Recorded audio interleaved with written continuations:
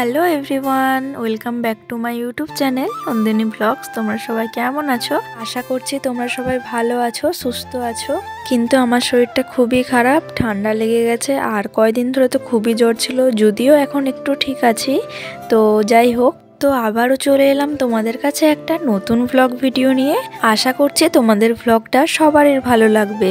তোমরা ভিডিওটা স্কিপ না করে পুরোটাই দেখতে থাকো। তো চলো বন্ধুরা, আজ সকাল থেকে রাত পর্যন্ত কি করব না করব সবটাই তোমাদের সাথে শেয়ার করব। তো সকালে কিন্তু দেখো, আগে ঘুম থেকে উঠে বিছানাটা তুলতে চলে এসেছি। তো বন্ধুরা, ঠান্ডা দিনে তো জানোই যে বিছানাপত্র কি হয়ে থাকে, মানে লেপ কম্বল খেথায় পুরো ভর্তি থাকে। তো এগুলোই আর কি ভালো করে গুছিয়ে রেখে দিলাম। এরপর বিছানাটা ভালো করে ঝেড়ে নিয়েছি, আর এইদিকে জানলাটা তো খুলেই দিয়েছিলাম আগে, তো পর্দাটা সরিয়ে দিলাম। তারপর কলতলায় গিয়ে ভাইকে মুখ ধুয়ে দিলাম। আর আমার কিন্তু আগেই ব্রাশ করা হয়ে গেছে, চা খাওয়া হয়ে গেছে আজকে। তো এখন আমি ঠাকুরের বাসনগুলো সব কলতলাতে নিয়ে এসেছি। তো এগুলো এখন আমি ভালো করে মেজে নেব। আর ওই যে সাদা বালতিটা দেখলে ছোট্ট মতন, তো ওর মধ্যে আমরা সার্ফ রাখি, তো একটু সার্ফ নিয়ে বাসনটা মেজে দিলাম। আর ওইদিকে ভাইকে দেখলে ক্যামেরার সামনে থেকে এসে ঘুরে গেল। তো বাসনগুলো ধোয়ার পরে এই যে এখন চলে এসেছি ফুল তুলবো বলে। শীতকাল বলে বেশি কিন্তু ফুলও ফুটছে না গাছে। তো যে কটাই ফুল ছিল সেগুলো তুলে ঠাকুর ঘরে ফুলের ঝুড়িটা রেখে আসার পরে চলে এসেছিলাম রান্নাঘরে। তো আজকে টিফিনে বানাবো হচ্ছে কি, কালকের ভাত ছিল বাসি ভাত, তো সেটাকে ভেজে দেব। তার জন্য এখানে ফুলকপি আর আলুটাকে ভেজে নিচ্ছি ভালো করে, এরপরে ভাতটা দিয়ে দেবো। আর এইদিকে দেখো, আজকে দুপুরে রান্না বান্না যেগুলো হবে, তো সেগুলো শাকসবজিগুলো সব কেটে রেখেছি। তো ওইদিকে ভাতটা ভাজার পরে এখন চলে এসেছি ঘরটা মুছে নেব বলে। আর ঘর মোছার আগে আমি কিন্তু ভালো করে আগেই ঘরটা ঝাঁট দিয়ে নিয়েছি, নয়তো ঝাঁট না দিলে ঘরটা পুরো কিরকির করে, মোছার সময় কেমনই একটা লাগে, আর ঠিকভাবে পরিষ্কারও হয় না ঘরটা। তো আমি ঘরের ভেতরটা মুছে নিয়েছি, আর এই যে বারান্দাটুকু বাকি ছিল তো সেটাও মুছে নিলাম। তো ঘরটা তো মোছা হয়ে গেছে, আর ঘর মোছার যে জলটা ছিল তো সেটা আমি বাইরে ফেলে দিয়ে চলে এসেছি এখন রান্নাঘরে। রান্নাঘরে এসে দেখছি তো এখানে অনেক বাসন জমে গেছে, তো এগুলো এখন মেজে নেব। শীতকালে কিন্তু জলে একদমই হাত দিতে ইচ্ছা করে না, এত ঠান্ডা কনকনে জল থাকে, হাতগুলো তো পুরো ঠান্ডা বরফের মতন হয়ে যায়। তো দেখো বন্ধুরা, বাসনগুলো কিন্তু আমার মাজা হয়ে গেল। তো এরপর ভালো করে বাসনের ওপরে কাপড় বুলিয়ে নিচ্ছিলাম, যাতে সাবানের ফেনাগুলো না থাকে। তো দেখো বন্ধুরা, এক এক করে সবগুলোই কিন্তু আমি কাপড় বুলিয়ে নিয়েছি বাসনগুলোর ওপরে। আর এই যে এখন ধুয়ে ধুয়ে রেখে দেব। তো এগুলোই আর কি ধুচ্ছিলাম।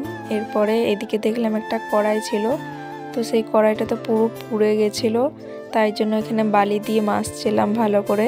আজ যখন বাসন মাজছিলাম কড়াইটা মাজার সময় আমি তো তারের কসপ্রাইস দিয়ে মাজছিলাম, তো হাতগুলো তো পুরো লাল হয়ে গেছে আর খুব জ্বালা করছিল। তো গাইস, বাসনগুলো মাজার পর আমি ঘরটা ভালো করে মুছে নিয়েছি, রান্নাঘরটা।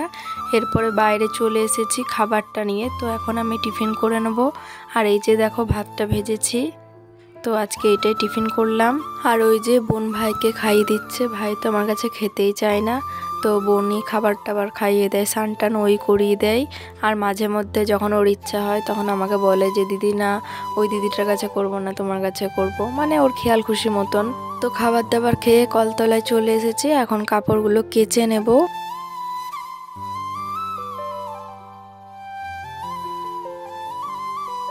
তো বন্ধুরা দেখো, তোমাদের সাথে গল্প করতে করতে আমি কিন্তু কাপড় চোপড়গুলো সব কেচে নিয়েছি। আর এই যে চলে এসেছি এখন তারে মেলে দেবো।